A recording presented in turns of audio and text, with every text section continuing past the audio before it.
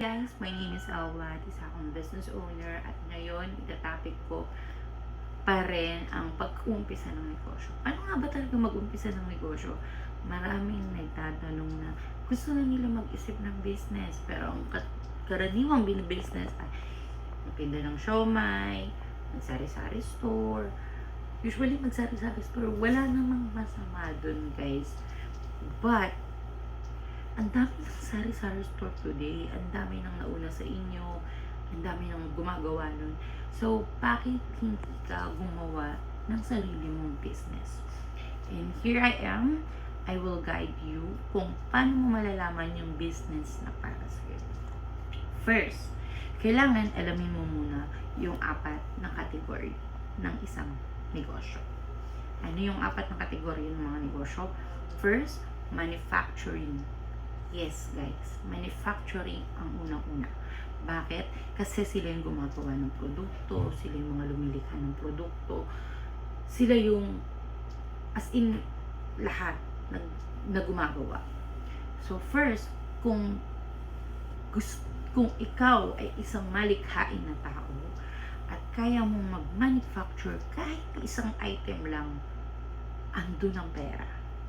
For example, ikaw ay gumagawa ng punda. Diba? Magawa ka ng punda. Ngayon, marunong ka magtahi. Bumili ka lang ng tela, tinahi mo, ginawa mong punda. Isa ka ng manufacturing. You are consider yourself as a manufacturer. Why? Kasi kaya mong gumawa ng produkto. For example, isa lang muna. Yung punda lang muna. After mong gumawa ng punda, ikaw ba yung magbebenta nun? Wag na ikaw. Wag na ikaw ang magbenta. Kasi dun napapasok ang distribution.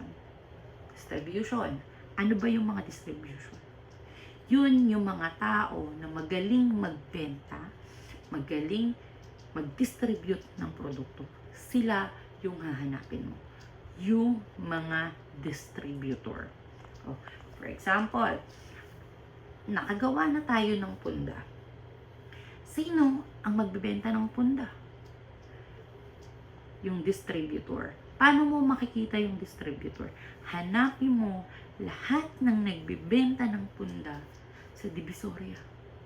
At alokin mo sila na marami rin akong gawang punda na maganda at sobrang lupet na punda na pwede mag-click or pwede mong i-add sa tinitinda mo.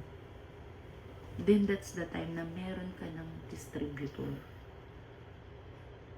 Diba? At pangatlo,